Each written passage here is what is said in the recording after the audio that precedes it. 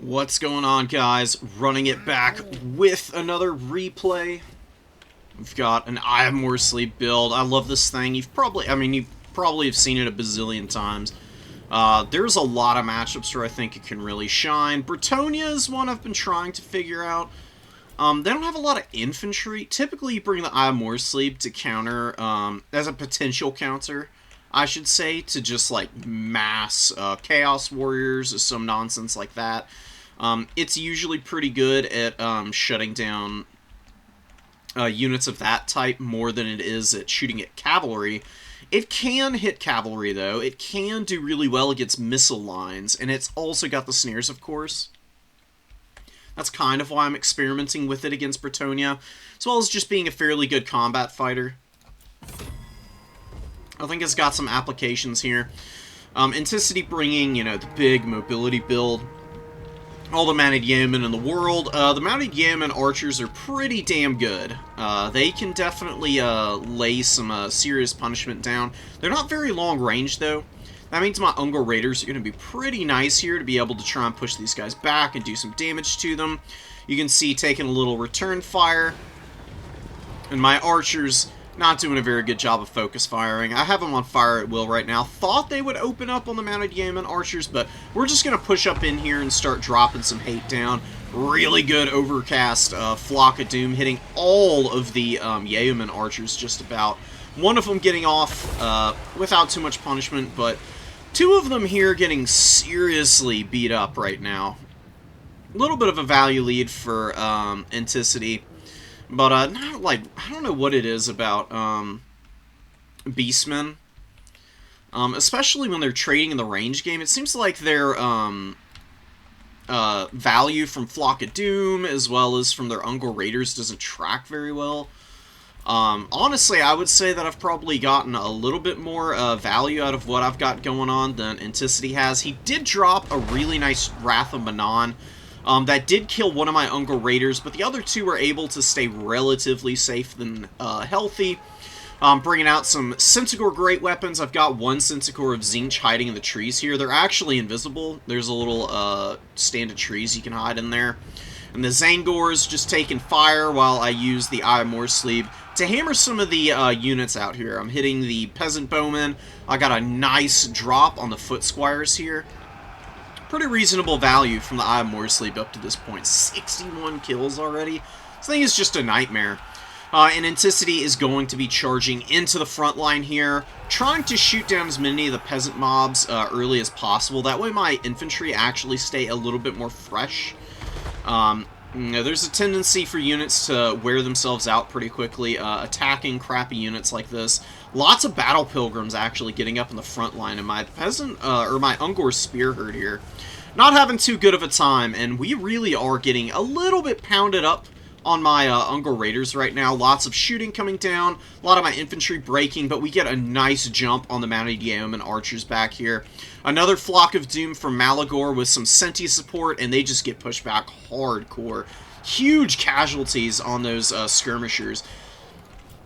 Honestly, Skirmish Cav can be one of the big nightmares for the Beastmen. They have a pretty hard time catching units like that. As long as they're just staying in front of the Centaurs. You can see the Centaurs don't really outspeed these guys, so they can't quite catch them. The light armor on a lot of Beastmen units does mean you take some pretty significant casualties from bow fire. And right now, I'm just doing what I can to try and rally up my units here. Like I said, I've taken quite a few casualties. I've got these Battle Pilgrims out in the middle of no man's land. Zangor's getting hammered down. Unfortunately, they broke. Have not really been able to get a lot of value from those guys. But we do get a nice Warp Gaze here from the Eye of More Sleep. First use on that, not the most punishment in the world, but it did lock these guys down. And is giving me time to pepper them with my archers, as well as get a couple good cycle charges with the Centaurs here, who are really hammering away at these guys. They're a fairly solid unit for Bretonia. I actually wasn't expecting to see them, but finding a good opportunity to get an isolation on them and just keep them on the back foot is working out really nicely for me. Anticity overextending a little bit. Is flipping the number 1, does indeed get that. but is overstretching a little bit onto the number 2 objective. Didn't really need to go for this. I get another really nice Flock of Doom upgraded on all of the infantry here, and using the Centaur swarms here to really punish the overextended infantry. I talked about it in my most recent breakdown video, why Centaurs, even though they did get the cost increases, are still so strong, and where they can really shine, and this is one of those scenarios, just really pummeling stuff that doesn't have any mobility to really back them up. You know, the archers are firing in, but they're hitting the Zangors right now, as opposed to really punishing the Centis here. So just being able to pull in and out of these combats and get amazing cycle charges is just really playing havoc on all these units. And here comes the final nail in the coffin. One Centaur, very tattered guy, taking a lot of bow fire, taking some casualties. And then on the other side here, these Centaurs just get a great sandwich, and that is going to be breaking all of these infantry. Just a little bit of infantry support. Able to hang on to my back objective, the Eye of Morsley, with an amazing rock throw. Hit so much in here. It's been a little inaccurate in the mid-game here, but that shot killed almost 10 Knights of the Realm. Took a serious chunk of their HP out, as you can see. It hit Alberic, it hit the Damsel, it even hit the Grail Relic and Malagor. Malagor I was a little too aggressive with here. I was trying to fight the Damsel, but, you know, the Knights here trapped him up. But it did punish my opponent pretty badly, and one Flock of Doom on the way out, why not? Not the best cast in the world, but enough to wear out the Knights here who are on their way down. I'm going to be able to push them off. And the Eye of Morsley continuing to punish there. Another really good Wrath of Manon. It does break leadership and discourage, so I'm really suffering there. The Centaurs of Tzeentch have been doing really well. Also, these Great Weapon Centis doing pretty reasonably. But I have lost a lot of units. Good throw there, but it's only on peasant mobs. Not really the best target in the world, but the Eye of Morsley is very healthy. And has a decent amount of ammo for which it can hammer in the late game here. Some peasant mobs supporting Knights of the Realm. Big charges with my Centaurs here. Just trying to work down a lot of the exposed units here that Anticity has out on the field. Like, I've finally worn down all of the infantry. It has taken me ages just because Beastmen, or not the Beastmen, Bretonnians, even though their infantry is not high quality, they can throw so many bodies out on the field. It's very similar to Beastmen in a lot of ways, that it can be very hard to access the back line of your opponent's army. But I do get some rallying Zangors here. I've got some Centaurs of Tzeentch getting a really good charge off on the peasant archers here. They are getting hammered by these Knights of the Realm who are folding into combat here. Pretty reckless dive on my part, but I really did need to kill these archers. The archers and the very tattered Mounted Yeomen archers are being quite dangerous right now. They're really hammering what I've got available on the field. I really can't afford to be value trading poorly anymore. This is really my last chance to get back into this game. I've had a pretty rough go of it up to this stage. I do still have 2 Warp Gazes here, which are going to have to put in a lot of work for me because there's some very healthy Knights here. This is where the mobility game can really fall off for the Beastmen. It's not a guaranteed win for you, and finding good engagements is going to be what is going to save me here, and it's going to have to be pretty clutch. I mean, it's been brutal. But we do get some breaks on those archers, peasant bows running here. Mounted Yeomen get hit by one last Flock of Doom. They took a bunch of casualties fighting all of my Centaurs. And I am going to be trying to retreat away from the defenders of the Fleur-de-Lis who are doing some serious damage to me. Last little charge in here with the Centi Great Weapons. Not quite getting their value back, but some Razor Gore Herd and some Corn Gores coming in now with one last little push in from these Ungor Spear Herd. I'm gonna actually send the Bretonnians retreating. They've got some Mounted Yeomen. These Mounted Yeomen archers, they really haven't value traded too well this game. It's really been the peasant archers and a couple of the infantry that have done nicely. The Battle Pilgrims are actually not really. It's really those Knights of the Realm, I guess. They were just so obnoxious and doing so much work against me. And Alberic with the Tridents, the Wrath of Manon has actually been really hampering my progress and effectiveness. So, Razorgore Herde's moving in, one Senti Great Weapon that's done pretty nicely for itself hanging in, and we do get an Enfeebling Foe on the defenders of Fleur-de-Lis, and they really do get folded up pretty bad by the Razorgore Herde, Corngors, and the Senti Great Weapons. Battle Pilgrims trotting out, plenty of boulders left, 5 of them, definitely the Eye of Morsleep is time to get that last little bit of value that it's looking for, almost paid for itself. And dropping a Warp Gaze here on the Knights of the Realm, stuck in the open field, Razorgores, Corngors, and a charge from the Knights, or not the Knights Errant, the Centaur Great Weapons onto these poor Knights of the Realm, with one good rock throw in there from the Eye of Morsleep, and just absolutely devastating these guys. Crushing loss here. With the Blessing of the Lady, this is an 1100 gold unit, and they just got absolutely smacked up. Very little value to speak of from them. The defenders of the Fleur-de-Lis also running off the field here. They should rally before they end up off the map. Not sure why they haven't yet, but there they go. They do end up solidifying their leadership, but not before the Knights of the Realm are just completely taken offline. Grail Relique is still out here, not really that big of an issue, and the Eye of Morsleep at its last 2 boulders really need it to get some good shots in here. Beautiful hit there, taking out 6 Knights of the Realm. Zangor's holding the back objective, developing out some infantry here in the late game just to hold positions and give my units opportunities to really hammer home. That is the essence of the Beastmen, and I finally pulled back a value lead, and I really want to compound on it here. Throwing the Zangors forward, anchoring and forcing the Knights of the Realm to try and charge them down, and then being able to hammer home with your really strong mobile answers is the bread and butter of the Beastmen. They're the ultimate hammer and anvil faction. Like, other ones can definitely do it well, but the Beastmen honestly rely on it more than most factions in the game do. Just because your individual units are so lightly armored, they really want to be countercharging. If they get hammered by stuff that has a really high charge bonus like Knights of the Realm, it tends to swing pretty badly against you. Which is one reason why I think Bretonnia actually has a fairly even matchup against the Beastmen. They may be weak against a fair number of factions, but I think Bretonnia is a little anti-meta in some ways. They're very good against a lot of the Chaos factions because they've got pretty good access to magical damage. They've got some very strong combat characters who can really hammer against big stuff, and their knights with that really solid charge bonus and good bonus versus large are good against like Minotaurs, Razorgore Herde, Centaurs, Plague Toads, lots of the stuff that Chaos is very reliant upon for their value trade game.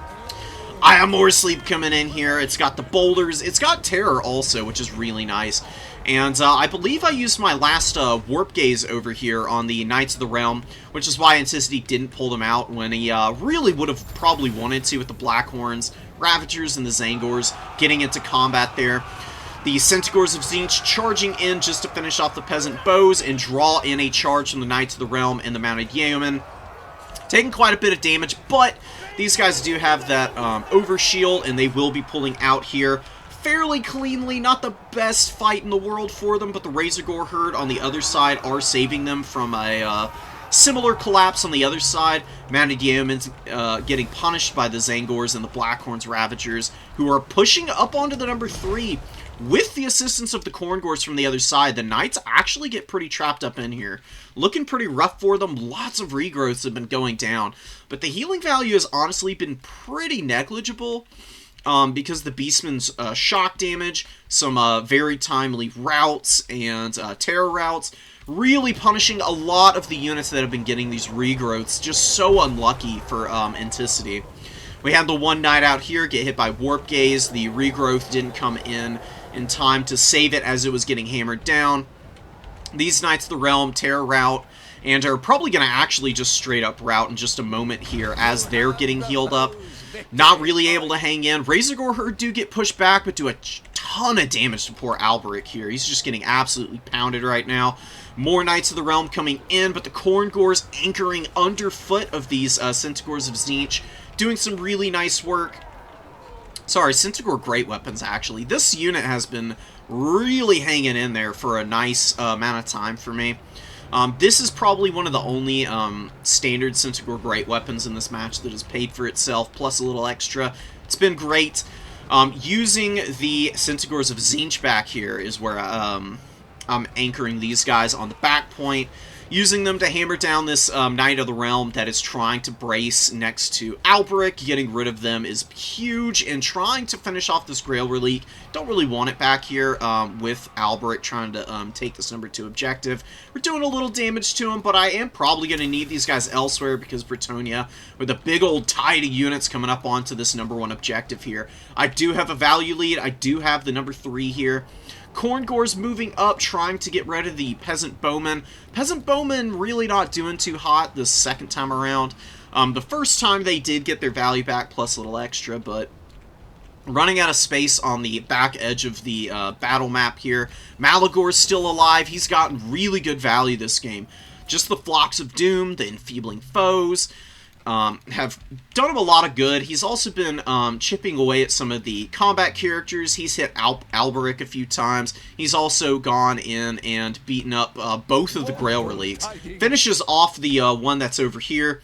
You can see him taking it down, getting a little value that way, and beating up on the Damsel too. So just doing what he does, man. He's such a good lord. Almost never going to let you down. Very, very reliable. He is definitely the most meta Beastman Lord, but there are other really good options, like Doom Bowls are super strong. Taurox is a reasonably effective option in matchups where you think there might be some applications for his fire damage, like Norska and Greenskins. Warriors of Chaos situationally as well, I think he's pretty good in. And yeah, we're just taking this game over, man. Bretonnia just isn't able to get enough units up on the number 1 to be able to save this. I've still got the Eye of Moor sleeve, and this looks like a lot, but it's really just peasant mobs.